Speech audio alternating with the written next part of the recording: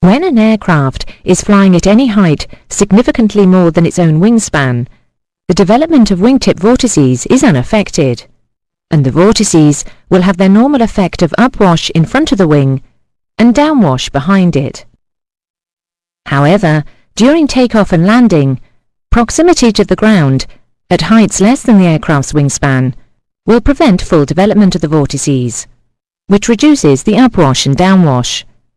This, in turn, causes the effective angle of attack of the wing to increase. This, with the associated aerodynamic changes which occur, is known as ground effect. This lesson examines what happens when an aircraft is in ground effect. Generally, lift will be increased and induced drag will be reduced. In addition, the reduced downwash will affect both longitudinal stability and tailplane pitching moment. The influence of ground effect depends on the distance of the wing above the ground.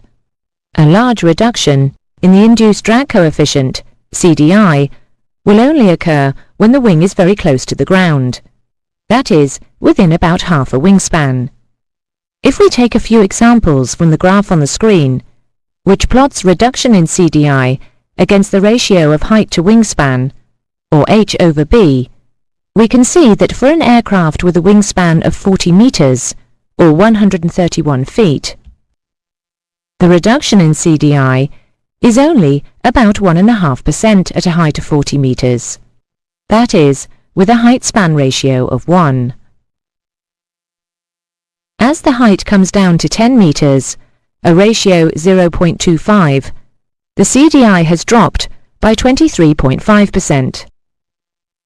But at 4 meters, a ratio of 0.1, the induced drag coefficient has fallen by a substantial 45%.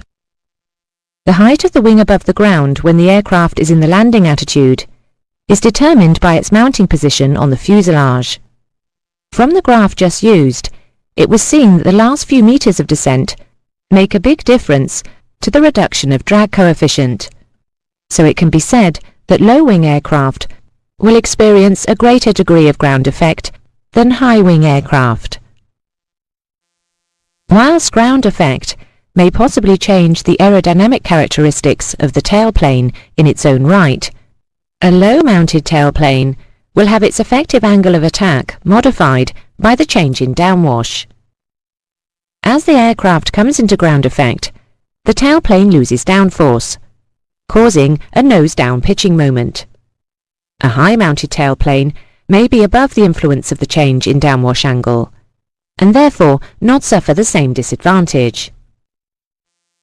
Assuming a tailplane is affected by changes in downwash, it is interesting to consider how the camber of the tailplane will affect the result on its pitching moment. Looking first at a positively cambered tailplane, ground effect creates an increased upforce. In other words, a nose-down moment. If the camber is negative, the change in downwash produces a decrease in the downforce, and again the result is a nose-down pitching moment. With a symmetrical tailplane, the effect is similar to the negative camber, so it can be said that a decrease in downwash will always result in a nose-down pitching moment. The opposite is true of increased downwash. Ground effect is not the only cause of changes in downwash. Flap movement and the formation of shock waves at transonic speeds will also alter the airflow, so appreciation of these phenomena is an important factor in a full understanding of the principles of flight. Increasing downwash, G to D, gives a decrease in tailplane effective angle of attack, and decreasing downwash, D to G, gives an increase. It is important to understand the effect of changes in downwash on the tailplane's angle of attack, but vital to understand their influence on pitching moments. Let's consider an aircraft entering ground effect, assuming that CL and IAS remain constant. As the aircraft descends into ground effect, the following changes take place. The decreased downwash will give an increase in the effective angle of attack, which requires a smaller wing angle of attack to produce the same lift coefficient. If a constant pitch attitude is held when entering ground effect, the increase in lift will reduce the rate of descent or cause the aircraft to level off, an effect known as floating, which lengthens the landing distance. Additionally, the decrease of induced drag will cause a reduction in deceleration, and any excess speed above the correct threshold speed could lead to a considerable float distance. The reduction in power required might also give the aircraft a tendency to rise above the intended descent path to the runway, known as ballooning, unless power is reduced. If the airspeed is allowed to decay late in the final approach, and the pilot attempts to arrest the ensuing increased sink rate by raising the nose, increasing the angle of attack, the wing may stall on entering ground effect, resulting in a heavy landing. The pilot may need to move the control column aft in order to restore sufficient downforce to achieve the desired landing attitude. The loss of downforce is due to the decreased downwash over the tailplane and the associated change in the effective angle of attack. Changes in the airflow around the aircraft may cause differences in pressure error in the pitot static system. Local pressure at the static port is likely to increase, which will make the airspeed indicator and altimeter under-read. The effects of climbing out of ground effect are generally the opposite to those of entering. If we again consider an aircraft climbing away with a constant CL and IAS, the following changes will occur.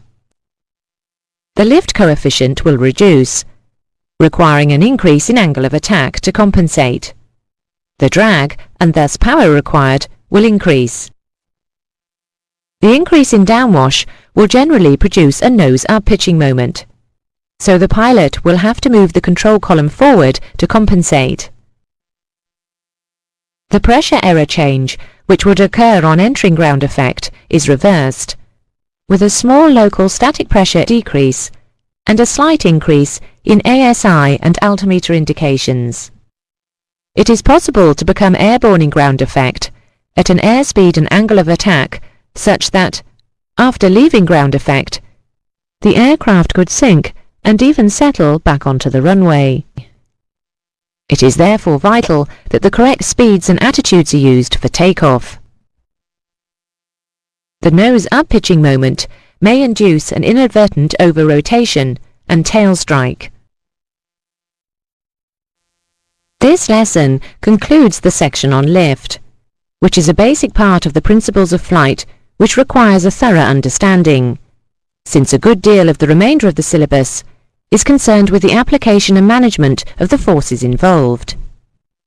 The next section deals with drag, a force closely allied with the generation of lift.